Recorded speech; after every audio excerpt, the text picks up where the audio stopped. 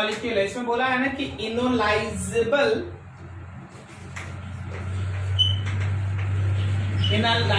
Hydrogen का number, enolisable hydrogen का number. तो यहाँ कौन सा ऐसा नंबर ऑफ हाइड्रोजन है which can be used in tautomerism? ये लेफ्ट वाला दो ना, इसको तो नहीं लेंगे ना क्योंकि ये sp2 हाइब्रिडाइज हो गया, तो हम लोग को लेना पड़ता है sp3 लेना पड़ता है। तो ये sp3 का दो hydrogen, so number of enolisable hydrogen, wait ठीक है, number of enolisable hydrogen is 2। आपका प्राइमरी आंसर यही होगा, समझे, आपका प्राइमरी आंसर यही होगा। लेकिन कभी कभी टॉटोमेरिज्म में होता है क्या कि कंजुगेटेड सिस्टम में इस इलेक्ट्रॉन पेयर को ऊपर ट्रांसफर करने के बाद जो आपके पास हाइड्रोजन आता है उसको भी लिया जाता है, लेकिन वो बहुत रेयर है, वो आपको 12 लेवल में नहीं पढ़ना है। बात समझ रहे हम क्या बोल रहे हैं? इसको यहां से यहां शिफ्ट कर दो, फिर यहां पे बच जाएगा हाइड्रोजन, उसको भी आप काउंट करेंगे। जब आप इसको यहां से यहां शिफ्ट कीजिएगा तो ये वाला भी हाइड्रोजन काउंट होगा, तो 3 यहां आ जाएगा, 2 यहां आ जाएगा, 2 यहां, तो नंबर ऑफ हाइड्रोजन इज 7। लेकिन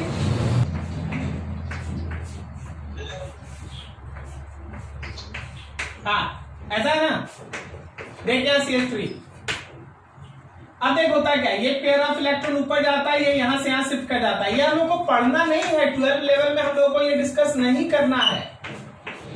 हम आपको ऐसे ही बता देते हैं, हाई फाई सब बुक सब है ना, कहीं कहीं का आंसर लिख देता है। अब देखिए ध्यान से, ये दो को पहले से था क्या, ये हुआ अल्फा कार्बन, ये हुआ अल्फा कार्बन और ये हुआ अल्फा कार्बन। समझ पा रहे हैं? तो देखो 2 2 4 और 3 7, तो ऐसे केस में 7 अल्फा हाइड्रोजन है, लेकिन आपको केवल और केवल इसके बारे में डिस्कस करना है। तो देख ये वाला भी हम लोग डिस्कशन कर सकते हैं, लेकिन इसके लिए अभी आपको नहीं पढ़ना है। फिर भी अगर बुक का आंसर दिया है तो आप इसको ऐसे प्राइम कंसल्ट करके पढ़ सकते हैं। क्लियर है?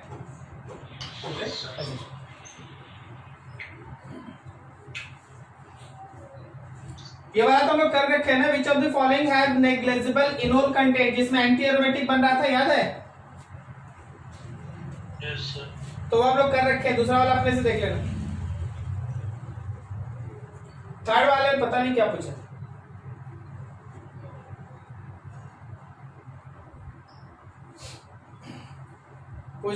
क्या खींच के भेजता है अंशु बाबू, साफ लेने रहता है।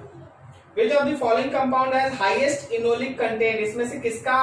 इस वाले के नीचे में एक और है, वही तो बोल रहे हैं ना जिसमें नाइट्रोजन है। Yes sir. तो नाइट्रोजन वाले में करना क्या है, क्वेश्चन बता दो, तुम देख लो। KOH से रिएक्ट करवा रहे हैं और टॉटोमर B क्या होगा, उसका ऑप्शन अगले वाले क्लिप में।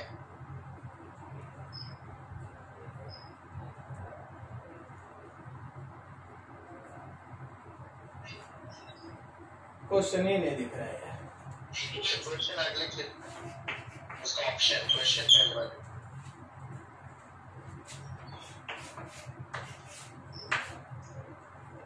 यहाँ पे नाइट्रोजन है, हाइड्रोजन है, डबल बॉन्ड है, डबल बॉन्ड O है। बोला इसका रिएक्शन KOH के साथ कराओ, फिर जो B बनेगा उस B का टॉटोमर देखना। अब सबसे पहले यहाँ पे चेक कर लिया जाए कि क्या हो रहा है।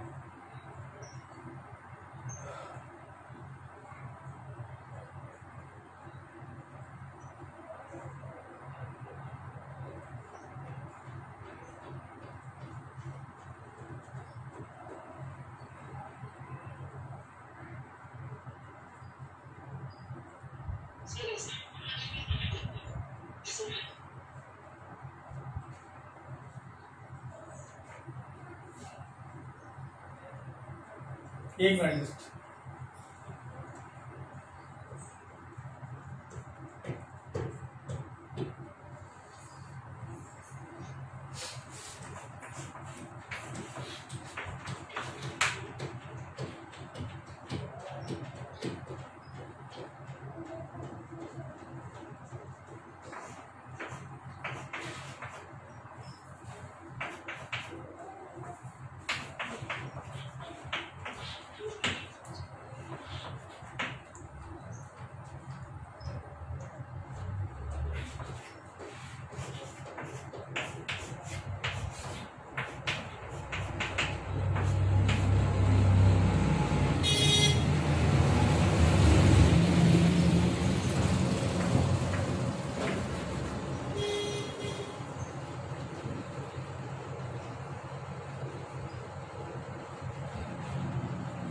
देखो तो ए ऑप्शन है क्या?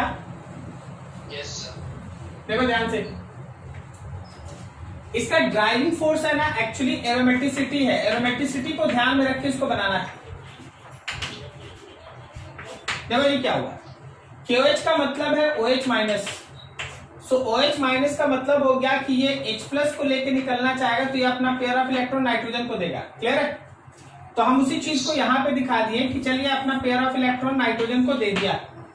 तो अब ये सिस्टम अपने आप को एरोमेटिक रिंग में कैसे बदले, तो उसके लिए ऑक्सीजन इस पेयर ऑफ इलेक्ट्रॉन को ऊपर लिया, यहाँ प्लस आया तो ये वाला पेयर ऑफ इलेक्ट्रॉन शिफ्ट कर गया यहाँ, और नाइट्रोजन का ये इलेक्ट्रॉन पेयर इधर आ गया। क्या ये देख पा रहे हैं आप? O पे जो माइनस है वो H प्लस के साथ कंबाइन करके OH बन गया। So overall you get that this is the molecule. समझ में आया? यस। तो इसके पीछे एरोमेटिसिटी है, उसको ध्यान में रखना था। और सबसे पहले कि बेस है तो H प्लस पे अटैक करेगा, वहीं से रिएक्शन स्टार्ट। अगला देखो,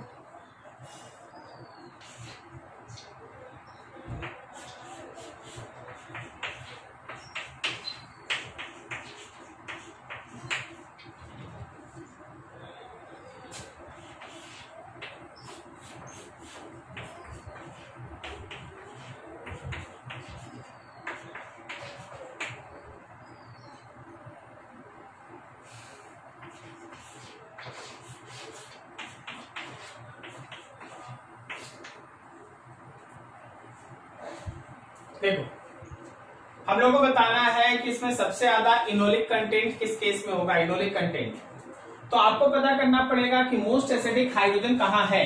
मोस्ट एसिडिक हाइड्रोजन, जरा गौर करो, ये वाला हाइड्रोजन मोस्ट एसिडिक हाइड्रोजन है। कारण ये है कि जब आप इस हाइड्रोजन को H प्लस फॉर्म में निकालेंगे, जब आप इस हाइड्रोजन को H प्लस फॉर्म में निकालेंगे, देखिए हम आपको इसका मैकेनिज्म थोड़ा आपको दिखा दें।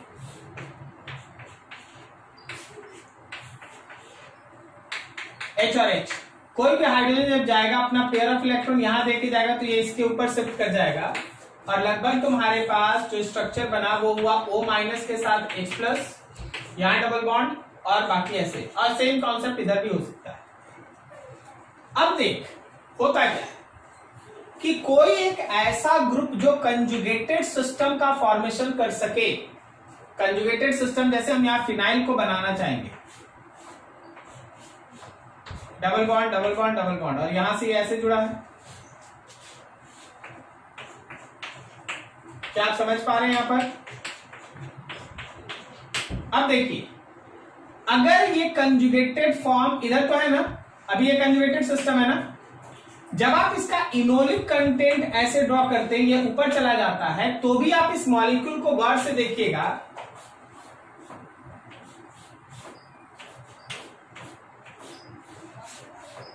डबल बॉन्ड बॉन्ड OH, यहां डबल बॉन्ड O, और इधर भी ये वाला नीचे वाला, इधर भी ऐसा। तो देखो कंजुगेटेड सिस्टम अभी भी मेंटेन है, सिग्मा पाई ऐसा कंजुगेशन यहां भी मेंटेन है। सही जा रहे हैं? तो सबसे ज्यादा कंजुगेटेड सिस्टम का फॉर्मेशन इसी केस में ना बनेगा।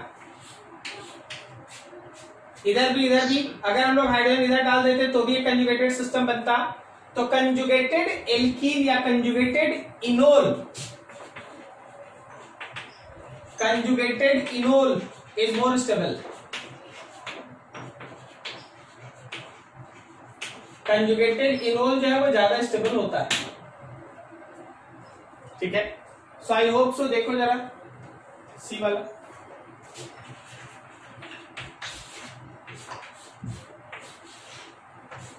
सब मिथाइल ग्रुप है।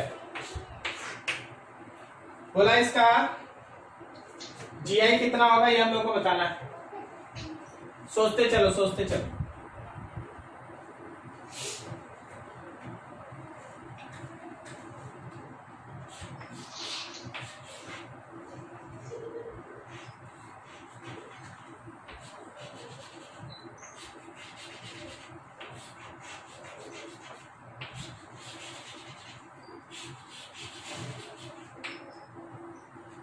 सब CH3 ये मान के चलना है।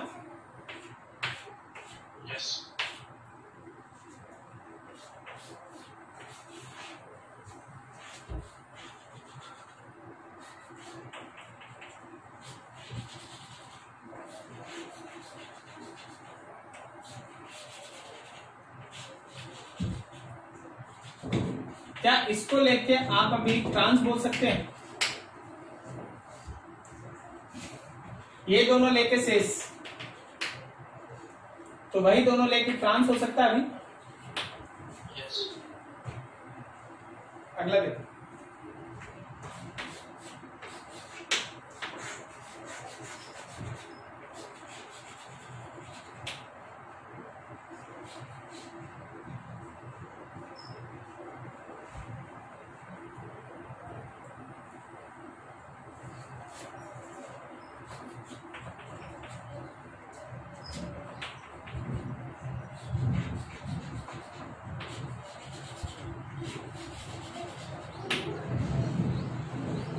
अब देखो CH3 है,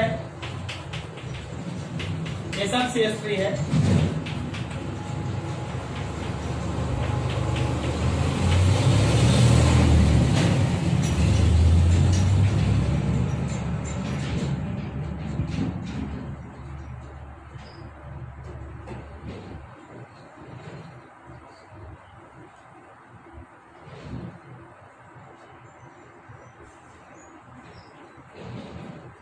अभी देखो तो क्या यहाँ पे हम लोगों के पास चीज बनेगा?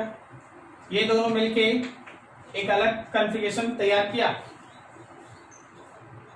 अच्छा, हम लोग से स्ट्रक्चर तो पूछा नहीं है, नंबर पूछा है।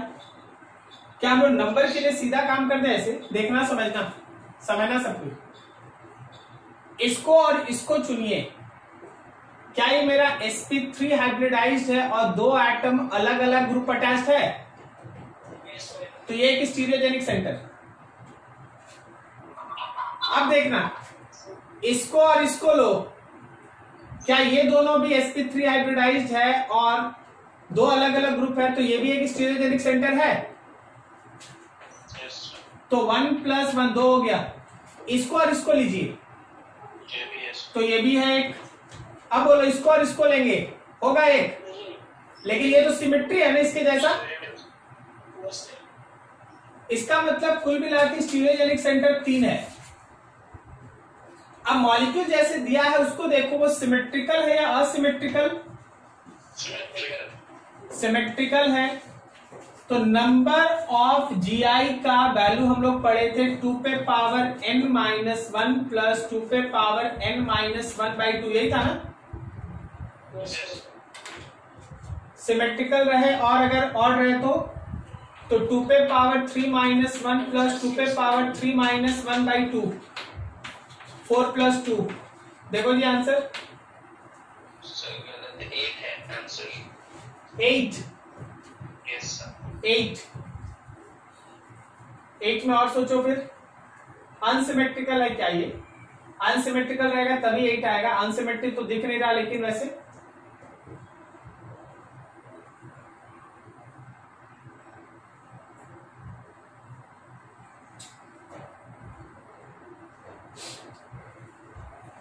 अनसिमेट्रिकल कैसे होगा ये? हाँ, 2 है इसमें स्टीरियोजेनिक सेंटर और अनसिमेट्रिकल है। देखो 205,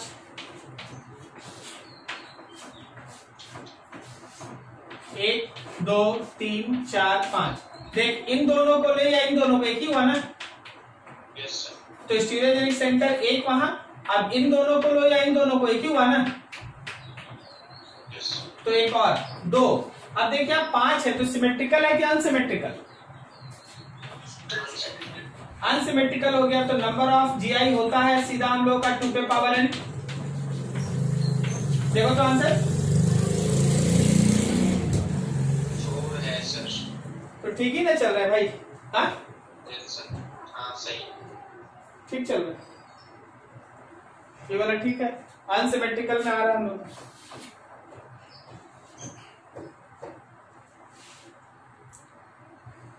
दो 206 भी है क्या तुम्हारा डाउट?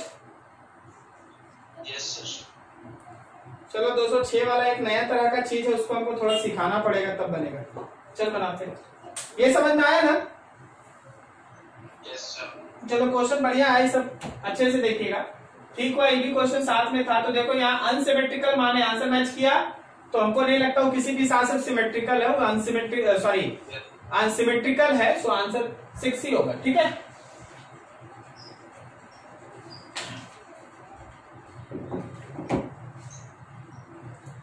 अगला वाला थोड़ा देखिएगा, एक नया चीज भी है इसमें, सीखने के लिए भी है, बढ़िया बढ़िया है सर।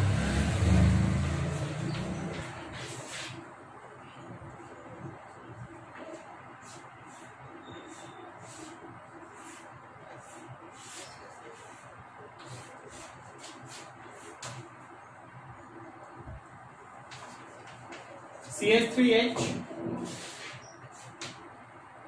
और बोला CH3 एंड H, बोला है तुमसे how many geometrical isomers are possible, तुमको जीआई बताना है।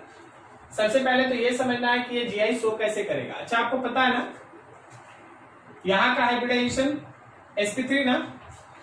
Yes sir. अब sp3 मॉलिक्यूल को थोड़ा इमेजिन करना और समझना। sp3 का मतलब हो गया टेट्राहेड्रल। ओके, जब आप टेट्राहेड्रल ज्योमेट्री लेते हैं तो जरा गौर कीजिएगा कि कौन किसके साथ बॉन्ड पर आ रहा है, उस पर जरा ध्यान दीजिएगा। मान लीजिए जैसे हम आपके सामने इस तरह का मॉलिक्यूल लिखते हैं, तो इस मॉलिक्यूल को हम जैसे लिख रहे हैं उसको थोड़ा अच्छे से समझो सर।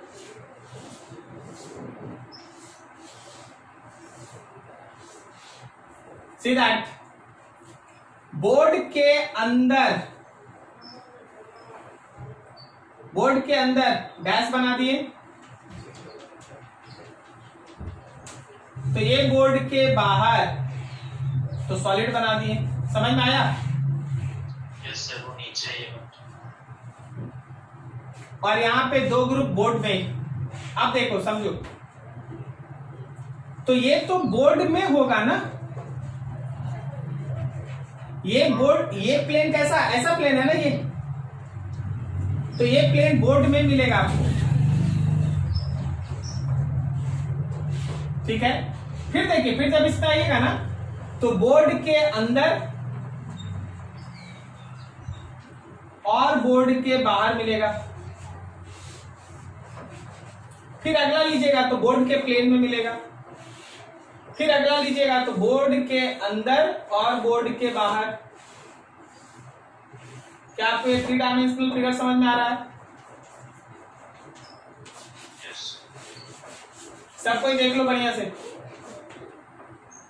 क्लियर है? हम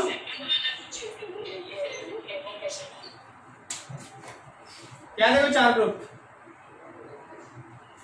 ये देख 3 डायमेंशन, ऐसा है 3 डायमेंशन ना। अभी देख, अगर मेरा सब ग्रुप दिख रहा है, अगर मेरा ये ग्रीन और व्हाइट को तुम लेगा,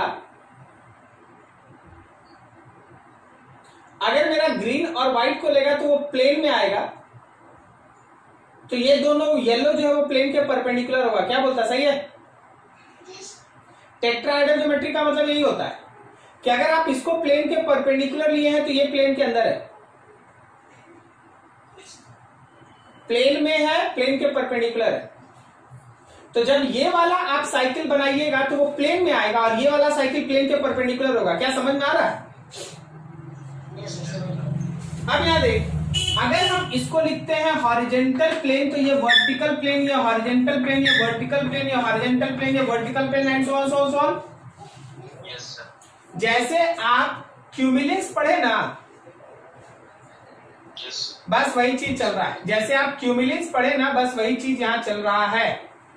ठीक है, अब जरा गौर करो, कभी भी अगर परपेंडिकुलर प्लेन में कुछ हो रहा है तो ध्यान रखना, it can not show GI. लेकिन अगर सेम प्लेन में होगा तभी ना नजदीक और दूर कर पाएगा, जैसे क्यूमुलिन में पढ़ा था, odd cumulene and even cumulene. हमेशा ध्यान रखना, odd number of cycle same plane में है और इवन नंबर ऑफ साइकिल हमेशा परपेंडिकुलर प्लेन में है। क्या? तो तुम्हारे पास अभी कितना साइकिल है? मान लीजिए हॉरिजेंटल है, वर्टिकल है, हॉरिजेंटल है, तो सेम प्लेन आ गया ना। तो सेम प्लेन में आने की वजह से यहां से यहां तक it is considered as 1 stereogenic centre. कितना? 1। And it can source number of GI कितना 2 ना 2 क्लियर है। अब जरा सोच के बताना क्या बोला।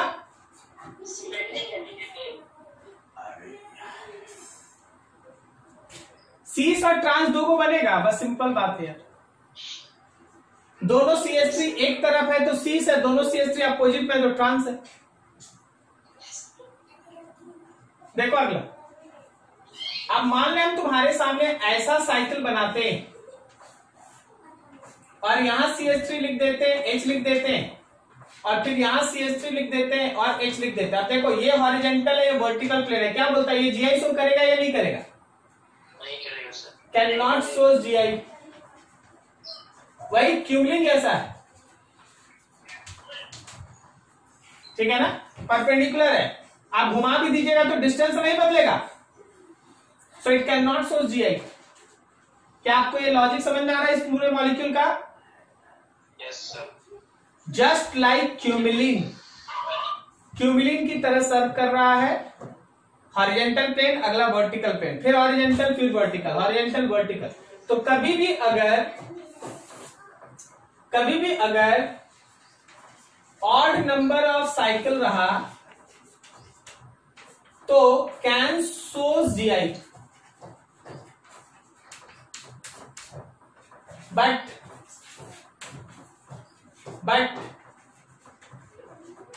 इवन नंबर ऑफ साइकिल हुआ कैन नॉट सोज GI।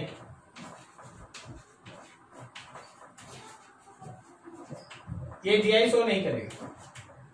तो odd number of cycle and even number of cycle, ठीक है। नोट करो, एक नया चीज था, सीख लिया। प्लेन को अच्छे से समझना।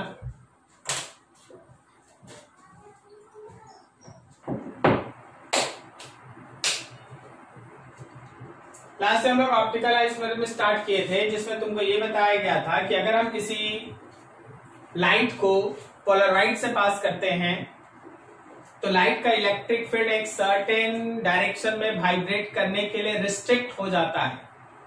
ऐसा पर्टिकुलर लाइट जिसमें इलेक्ट्रिक फील्ड केवल और केवल एक ही पर्टिकुलर डायरेक्शन में वाइब्रेट कर सकता है, उसको हम लोग कहते हैं प्लेन पोलराइज्ड लाइट।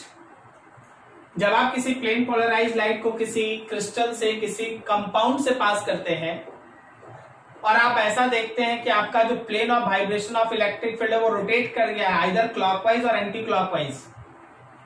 पहले जहां जो भी डायरेक्शन ऑफ वाइब्रेशन था इलेक्ट्रिक फील्ड का वो या तो क्लॉकवाइज या एंटी क्लॉकवाइज की तरफ घूम गया, then that particular compound is said to be optically active. उस कंपाउंड को हम लोग ऑप्टिकली एक्टिव कंपाउंड कहते हैं, ठीक है। और वैसा optically active compound can shows optical isomerism. वैसा optically active compound optical isomerism show कर सकता है, ठीक है।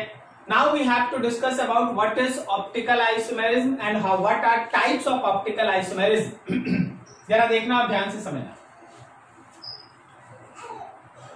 मान लीजिए जैसे हम लोगों के पास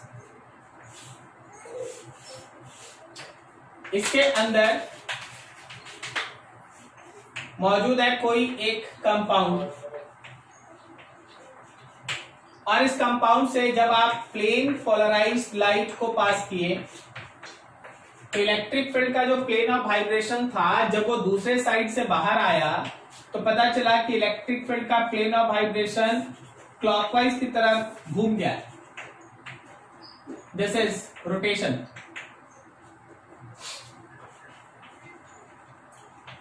plane of vibration of electric field rotates clockwise. Plane of vibration of electric field rotates clockwise. Then compound is dextro rotatory optically active. अगर हमारा प्लेन ऑफ वाइब्रेशन क्लॉकवाइज घूम गया, प्लेन ऑफ वाइब्रेशन अगर क्लॉकवाइज घूम गया तो याद रखना कि वैसा optically active compound dextro rotatory कहलाता है। लेकिन अगर वो प्लेन ऑफ वाइब्रेशन अगर एंटी क्लॉकवाइज घूम गया, एंटी क्लॉकवाइज मान लो, ठीक है, but if plane of vibration rotates anti-clockwise,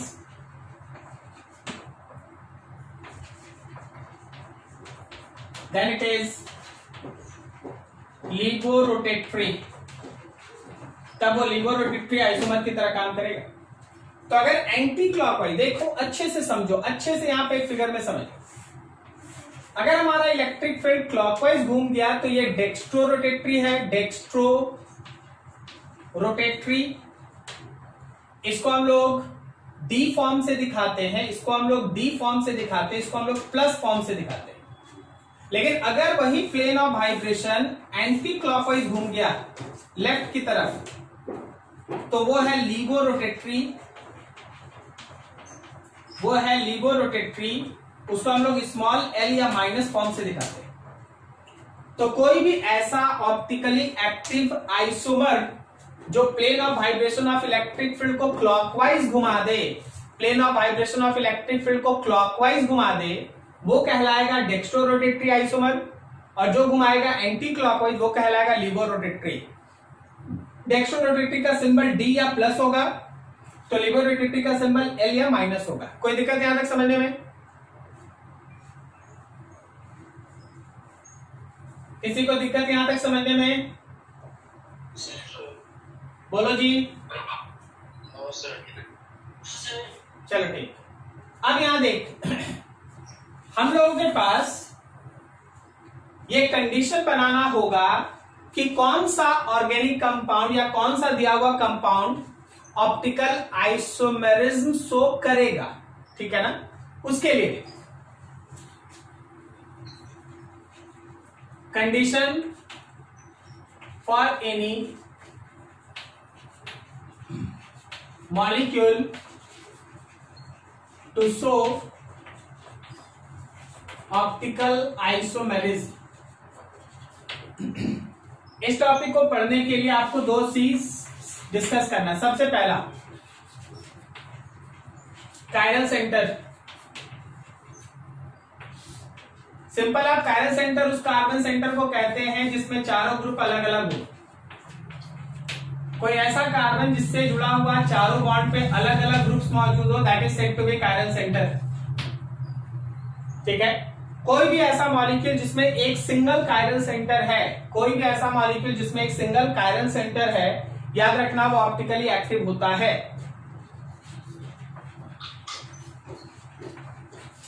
if any molecule have only one chiral center,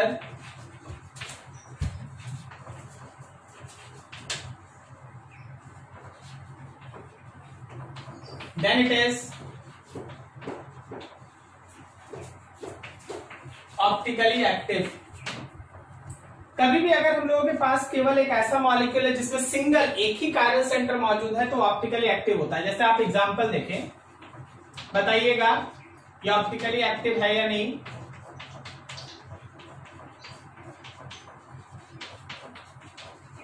बोलो ये ऑप्टिकली एक्टिव है या नहीं।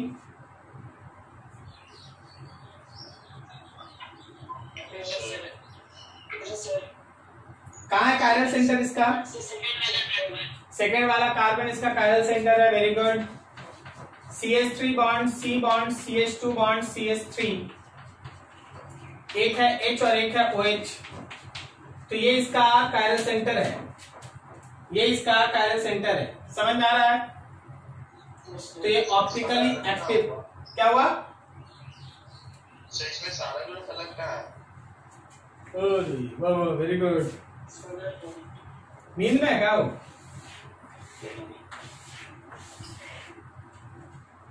पूरा ग्रुप, हमको लगा सिर्फ कार्बन एलिमेंट लेना है।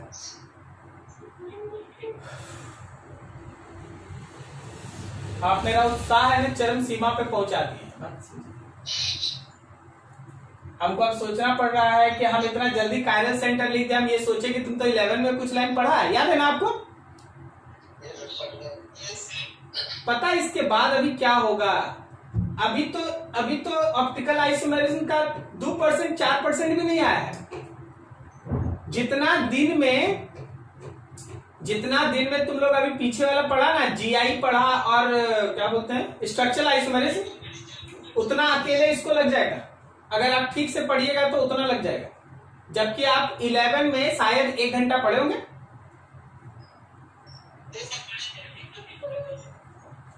ठीक है, बढ़िया से ये समझ में आया ना? चलिए 2 और एग्जाम्पल कर लेते हैं।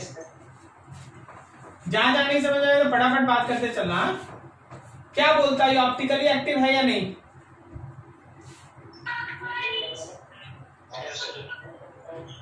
है ना? यहाँ एक हाइड्रोजन है, तो एक हाइड्रोजन हो गया, एक CH3 हो गया, एक OH हो गया, ये इथाइल ग्रुप सॉरी हो गया, तो ये हो गया। अगला बताना।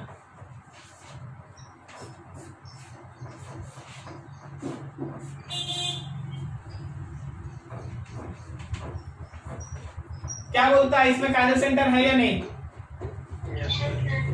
है ना? ये वाला कायरल सेंटर हो गया।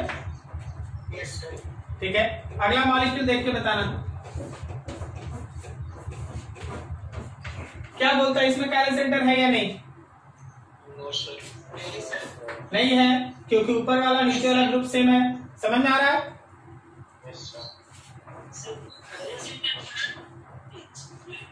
क्या बोला?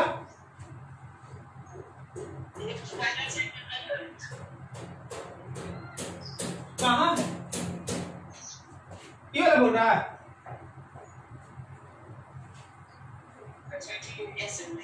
ऊपर से ग्रुप और नीचे से ग्रुप सेम है ना?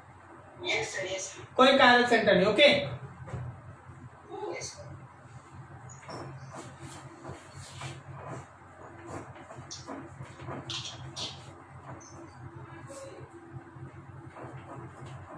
OH और CH3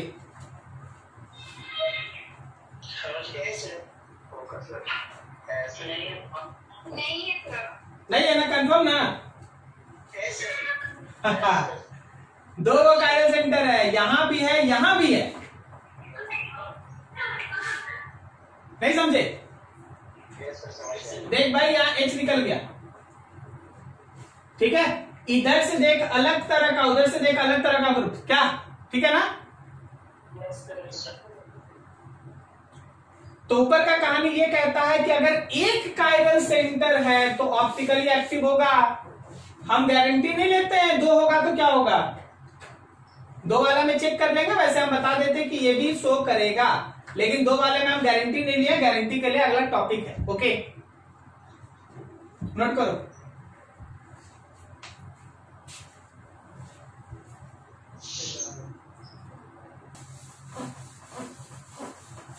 तो कहानी अभी तक यहां पहुंची है कि अगर किसी मॉलिक्यूल के अंदर एक कायरल सेंटर है तो it can shows optical isomerism, लेकिन एक से ज्यादा कायरल सेंटर होगा तो कुछ गारंटी नहीं है। उस गारंटी के लिए हम लोग को एक नया चीज सीखना होगा, that is called element of symmetry.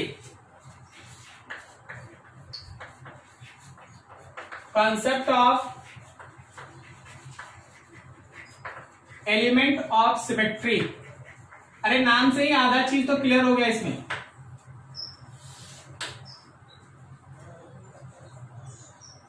सबसे पहला टर्म होता है that is called centre of symmetry.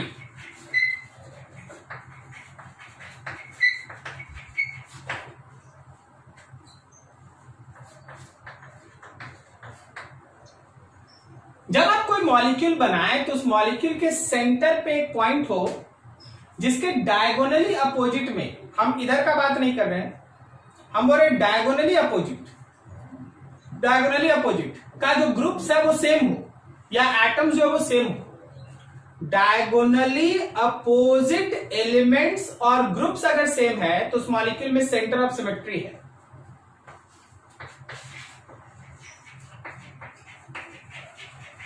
Diagonally present elements या ग्रुप्स मस्ट बी सेम।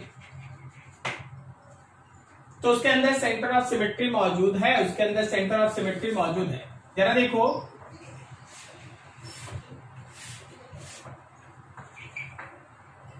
ये CH3, ये CH3, ये Br,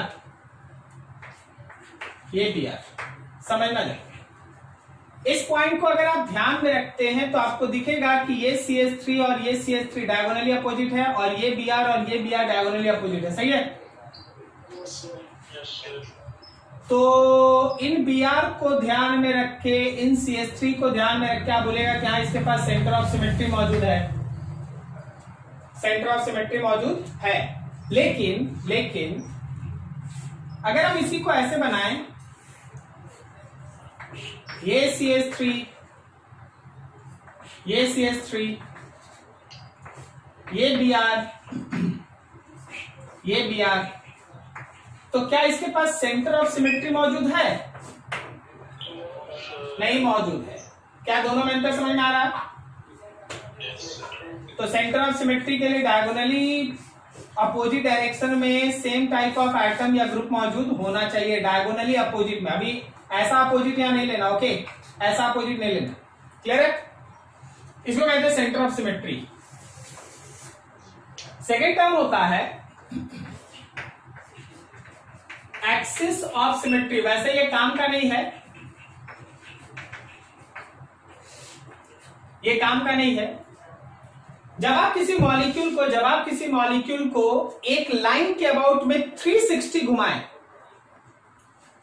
जब आप किसी मॉलिक्यूल को एक लाइन, जिसको आप एक्सिस ऑफ रोटेशन कहते हैं, उसके अबाउट में अगर 360 घुमाएंगे तो 360 घूमने के पहले, मतलब एक साइकिल घूमने के पहले, अगर एक ही तरह का फेस या शेप रिपीट होता है तो उसको कहते हैं एक्सिस ऑफ सिमेट्री। जैसे आप गौर कीजिए और देखिए, अगर हम तुम्हारे सामने मीथेन बना दें तो मीथेन में ये एक लाइन होगा, इसके अबाउट में जब आप इसको घुमाइएगा तो हर 120 डिग्री के बाद क्या सेम शेप आएगा?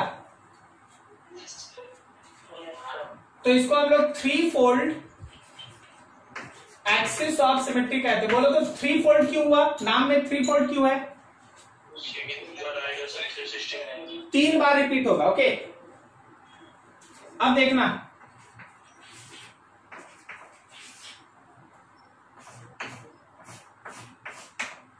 HH है, CH3 है, CH3 है। बोलो how many folds axis of symmetry? 2 fold, very good, 2 fold axis of symmetry.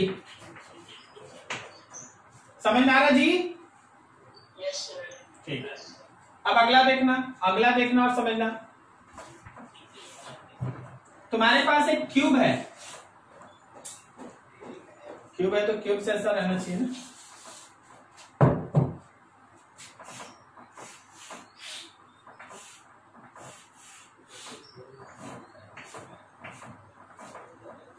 और यहां से पार इसका एक्सिस ऑफ सिमेट्री। बोलो how many number of folds axis of symmetry? 4 fold. समझ में आ रहा है? 4 फोल्ड एक्सिस ऑफ सिमेट्री। तो एक्सिस ऑफ सिमेट्री इसको कहते हैं कि अगर मॉलिक्यूल को उस एक्सिस के अबाउट में घुमाया जाए तो 360 घूमने के पहले सेम टाइप का शेप आपके सामने आता है, तो उसको आप एक्सिस ऑफ सिमेट्री कहते हैं। Now you have third, this is called plane of symmetry. Very important, यही सबसे बड़ा काम का चीज है। प्लेन ऑफ सिमेट्री का मतलब हो गया molecule have a plane which bisects the molecule which bisects the molecule in two equal halves and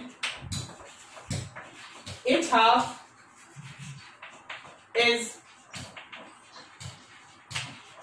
mirror image of other.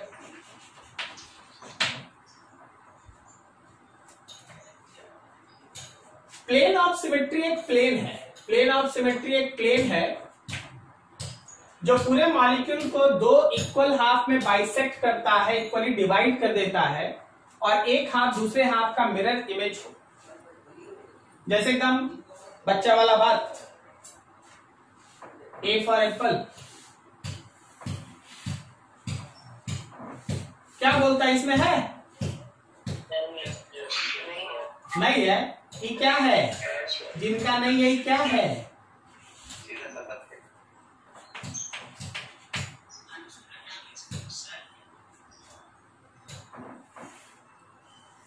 थोड़ा टाइम मिल जाता अपना नाम लिखने का, लिख देते हैं। वीडियो नहीं दिखाई दे रहा है, दिखाई दे रहा है सर, एक बार सर उनका आवाज नहीं आ रहा है। आर नहीं है सर, आर नहीं है, नहीं सर। हाँ ठीक बोला, इसमें प्लेन ऑफ सिमेट्री नहीं है। अंशु हो गया, राकेश हो गया और बंद कर दीजिए सर। एस प्लेन ऑफ सिमेट्री है कि नहीं, कैसे कैसे है बता दी, कैसे है, हाँ प्लेन ऑफ सिमेट्री नहीं है, गुड गुड। और किसी का नाम लिखवाना है तो बोल दो जल्दी, उदय वाला, तो दो नहीं है तो दो होना चाहिए। हाँ ठीक बोला, साई उदय सर, साई है प्लेन ऑफ सिमेट्री। क्या लिख दें, आई लिख दें, साई साई लिखना है, लिख दिया सर। ओह तो देखो इस तरीके से हम प्लेन ऑफ सिमेट्री का डिसीजन लेते हैं। अभी जरा बताना इस एम में है या नहीं,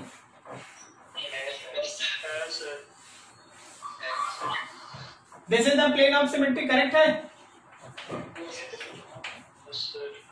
चलिए बढ़िया है, यहां तक छापिए। अब इसके बाद बढ़ते आगे, बहुत एबीसीडी कर लिया।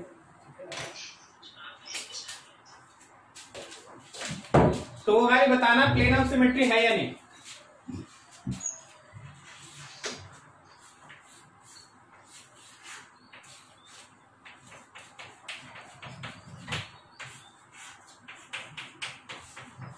बोलो जी, प्लेन ऑफ सिमेट्री है या नहीं,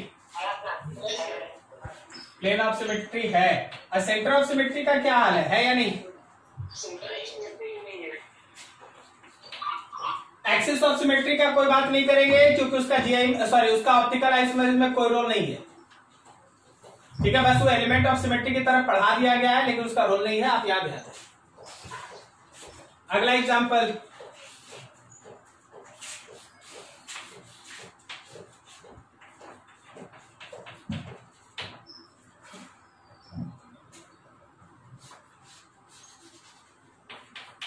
बोलो जी, plane of symmetry, centre of symmetry है, कहाँ है,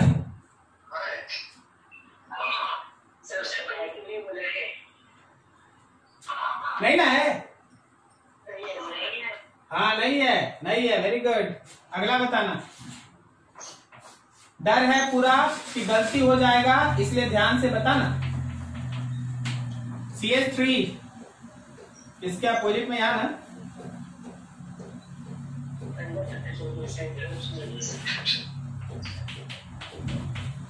CH3 बोलो, प्लेन ऑफ सिमेट्री है या नहीं, प्लेन ऑफ सिमेट्री है, वेरी गुड। और सेंटर ऑफ सिमेट्री कंफर्म ना, ये वाला तो श्योर गलत होगा, बोला तो बच गया तुम लोग।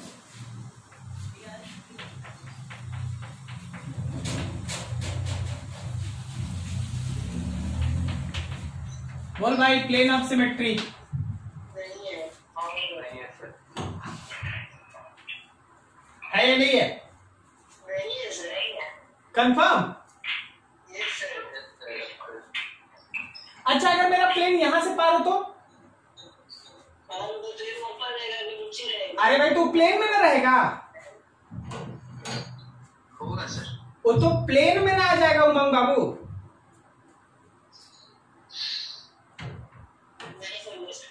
हम समझाते हैं, रुकिए, हम रखे हैं कुछ समझाने के लिए। देखिए, ये एक पेज प्लेन, ओके। अब इस प्लेन को हम यहां ऐसे रख दिए, खड़ा हो जाएगा। इस प्लेन को यहां हम ऐसे रख दिए, तो एक नीचे और एक ऊपर, तो वो तो प्लेन में है। इधर वाला एक दूसरे का मिरर इमेज है। समझा क्या? तो this is plane of symmetry in this case. ये है प्लेन ऑफ सिमेट्री। बोल, सेंटर ऑफ सिमेट्री है या नहीं? सेंटर ऑफ सिमेट्री भी शाबाशी मिल गया ना उधर से। चल आगे, एकदम ध्यान से। अगला, यहां देखो, ये CH3, फिर यहां देखो एक CH3, फिर यहां देखो एक CH3, और फिर यहां देखो एक और CH3। अब बोलो, इसमें centre of symmetry, plane of symmetry है या नहीं?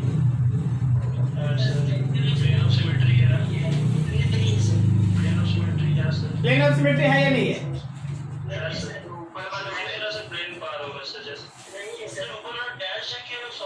ये सॉलिड है, सॉलिड है, सॉलिड है।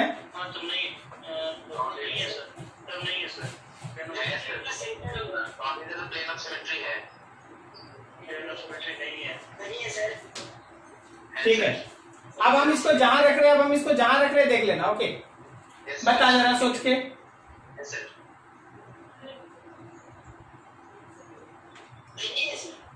अरे भाई, कैसे नहीं है? ई ऊपर, ई भी ऊपर, मिरर इमेज। ये नीचे, ये भी नीचे, मिरर इमेज। क्या दिक्कत है तुमको इसमें? नहीं समझा? अब बता, सेंटर ऑफ सिमेट्री का क्या हाल है या नहीं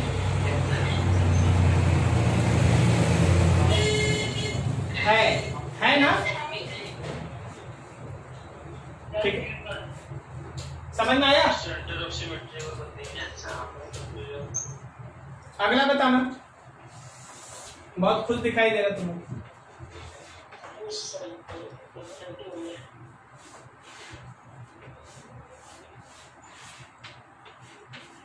बोलो, Cl है यार, Cl है। बोलो, प्लेन ऑफ सिमेट्री है या नहीं?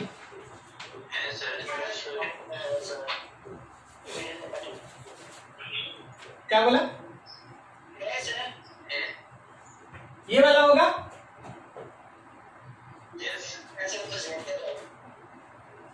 नहीं है। अरे भाई, अभी तुरंत आधा एक घंटा पहले पढ़ा था कि एक हॉरिजेंटल प्लेन है तो एक वर्टिकल है, थोड़ी ना दोनों एक प्लेन में है। अभी ना पढ़ा था कि दोनों फिंगर ऐसे थोड़ी ना है कि थंब और थंब है सामने, एक ऐसा है तो एक ऐसा है। नहीं पढ़े अभी? दोनों थंब अगर एक प्लेन में रहेगा तब ना बोलिएगा कि हाँ बीच से मिरर इमेज। लेकिन अगर एक ऐसे है ना, how it should be possible? No plane of symmetry. क्या समझ में आया सबको? अब जरा बताना अगला। आप तो बता देगा।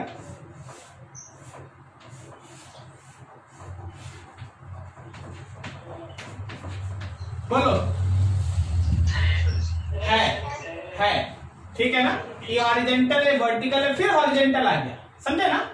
सो प्लेन ऑफ सिमेट्री इसमें है। क्या आपको समझ में आ रहा है?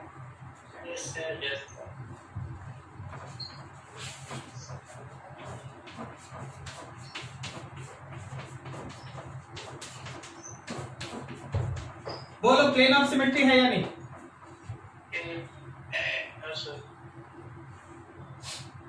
ये लो सब पिटाएगा, तो लो सब अपना लिख के रखना, ठीक है? अरे लास्ट जब पढ़ के गया था ना क्यूमिलीन,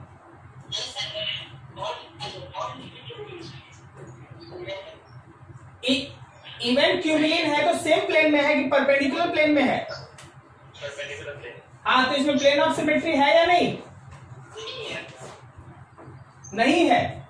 ये हॉरिजॉन्टल प्लेन होगा तो ये वर्टिकल होगा, तो तुमको लग रहा है कि यहाँ बीच से लाइन खींच देंगे तो ये दोनों, नहीं यार, एक ऊपर है तो एक हॉरिजॉन्टल में है। क्या समझा? बनाना पड़ेगा क्या इसका स्ट्रक्चर की समझ रहा है?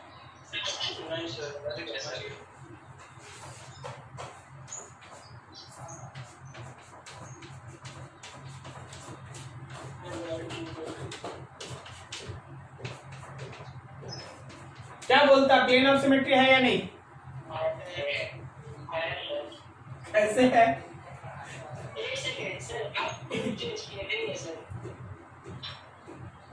गजब करते हैं भाई आप लोग। हाँ, प्लेन ऑफ सिमेट्री इसमें नहीं है, कारण है कि CH3 उल्टा हो गया, समझा? बताइए इसमें सेंटर ऑफ सिमेट्री है या नहीं? हाँ है, यहां लेगा ना बीच में, तो इधर से इधर उल्टा पड़ेगा,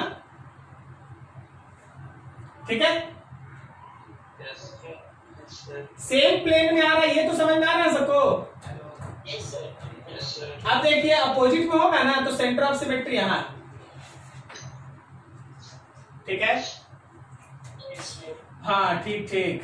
अगला बता देना तो थोड़ा, हर चीज को है ना 3 डायमेंशनली सोचना। इस चैप्टर का सबसे बड़ा रिक्वायरमेंट है 3 डायमेंशनल। आपको हमेशा उसी चीज का व्यू दिया जा रहा है। इसको ऐसे बनाए हैं, लेकिन आपको तो ऐसे सोचना चाहिए, आपको तो हमेशा ऐसे सोचना चाहिए कि हाँ ये वाला मेरा प्लेन के अंदर है,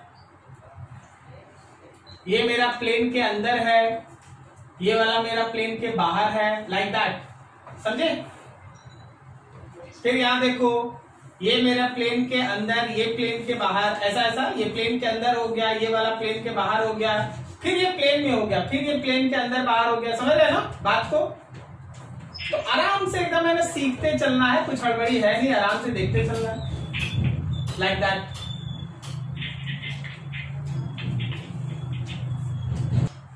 देखो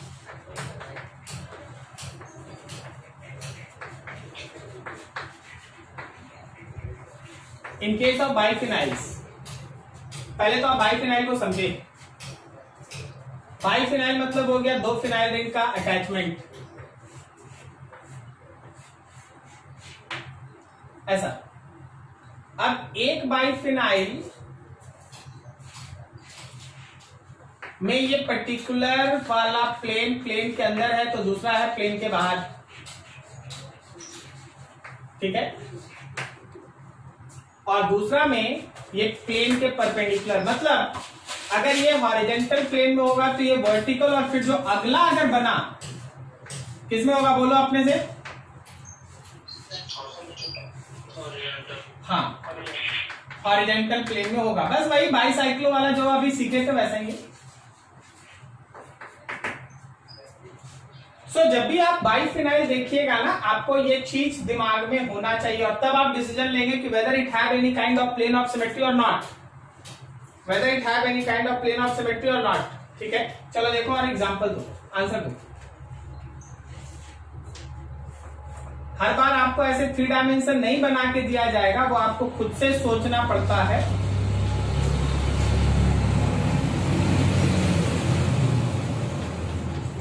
बोलो प्लेन ऑफ सिमेट्री है या नहीं?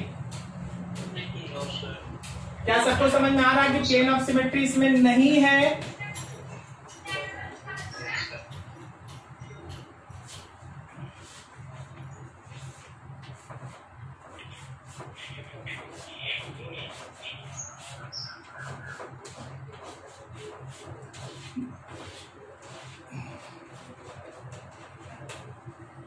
क्या बोलता है?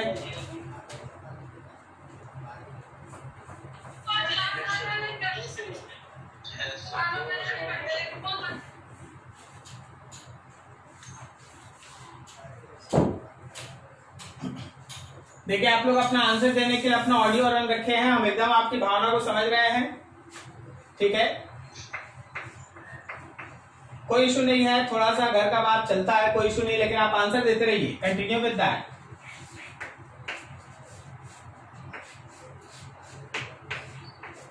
इस बार तो गलती होने की पूरी संभावना है।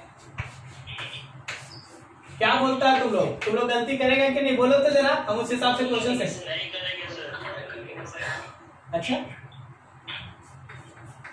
CH3 C2H5 CH3 and CH3, बोलो प्लेन ऑफ सिमेट्री है ये?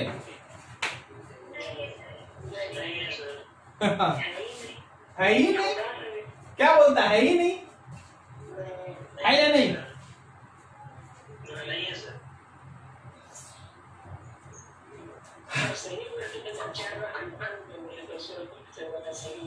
प्लेन ऑफ सिमेट्री है।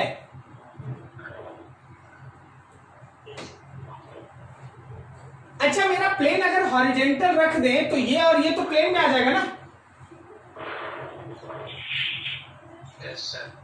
मतलब अगर हम प्लेन ऑफ सिमेट्री हॉरिजेंटल कर दे तो ये पूरा मॉलिक्यूल प्लेन में, ये पूरा मॉलिक्यूल प्लेन में, तो ये बीच से कट जाएगा। अरे नहीं समझा ये ना, तो अरे भाई वो तो प्लेन में आ गया, ई प्लेन, ये प्लेन, हाँ पूरा मॉलिक्यूल एक हॉरिजेंटल। अच्छा बोलने दे, पूरा बोल, ये हॉरिजेंटल है, ये वर्टिकल है, ये हॉरिजेंटल है, ठीक है। अब मान ले हम एक हॉरिजेंटल प्लेन पार कर दे तो ये पूरा मॉलिक्यूल प्लेन में, ये पूरा मॉलिक्यूल प्लेन में, ये बीच से कट गया, कटा तो ये है ना, तो इसका एक हाफ दूसरे हाफ का मिरर इमेज है या नहीं? अरे बोलो ना यार, C2H5 और CH3 इसी में ना तुमको दिक्कत है, वो तो प्लेन में आ जाएगा, वो तो प्लेन। अच्छा देख, एक मिनट, फिर से हम हाथ को ऐसे दिखाएं और इसको बीच से ऐसे काटे तो तुम बोलेगा सर थंब और ये लिटिल फिंगर है ना सिमेट्री में नहीं है, करेक्ट ना? लेकिन अगर हम इस हाथ को ही, अगर हम इस पाम को ही एक प्लेन ले लें तो थंब और लिटिल फिंगर का मीनिंग ही नहीं होता, वो तो प्लेन में आ गया।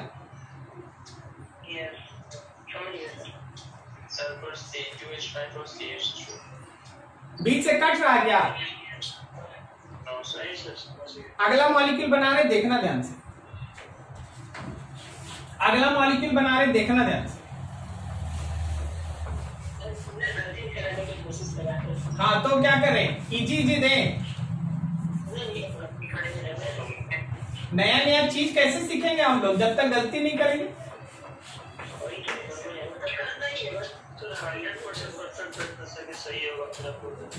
हाँ तो अच्छा तो है, खुश हो जाओ और क्या। देखो आप ध्यान से जरा देखना, यहां लगा CH3, ओके, और यहां लगा है C2H5,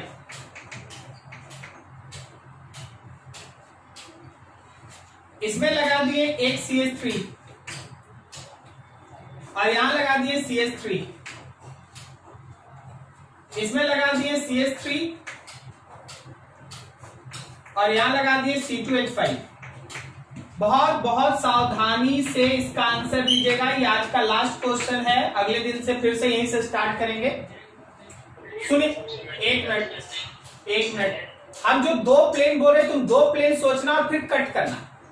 आपका प्लेन है हॉरिजेंटल, आप जो प्लेन ऑफ सिमेट्री ले रहे हैं वो हॉरिजेंटल में ले रहे हैं, तो इस मॉलिक्यूल का और इस मॉलिक्यूल का कोई एग्जिस्टेंस नहीं है, बात समझ गया, वो सब प्लेन में आ गया,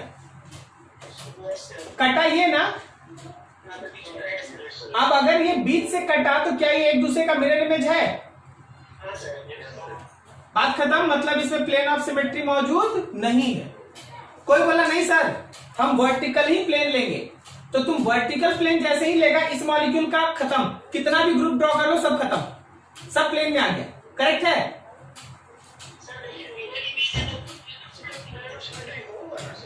हाँ होगा, वही लास्ट लाइन मेरा गलती हो गया, थैंक यू, ठीक है, प्लेन ऑफ सिमेट्री है। अब अगला सुन, अब अगर हम वर्टिकल प्लेन ले तो ये मॉलिक्यूल खत्म। अब ये बीच से कटा, क्या एक दूसरे का मिरर इमेज है? नहीं है। क्या ये दोनों मिरर इमेज है? नहीं है। मतलब ये है कि हॉरिजेंटल प्लेन लेंगे तो प्लेन ऑफ सिमेट्री है, वर्टिकल प्लेन लेंगे तो प्लेन ऑफ सिमेट्री नहीं है। तो कोई तुमसे नहीं बोलता है कि हॉरिजेंटल या वर्टिकल, तुमको पूछा जाता प्लेन ऑफ सिमेट्री है या नहीं है, तो प्लेन ऑफ सिमेट्री इसमें, प्लेन ऑफ सिमेट्री इसमें है। तुम्हारे हिसाब से वो प्लेन कैसा रखेगा तुम, हॉरिजेंटल की वर्टिकल? Horizontal plane. बस आपके समझने के लिए लिखा हुआ, और उससे ज्यादा इसका कोई काम नहीं है। इतना नोट कीजिए और अगले दिन इन सब को देख के बैठिए, मजा आएगा। ठीक है, कहीं कोई दिक्कत आज के क्लास में, कहीं कोई इश्यू किसी का?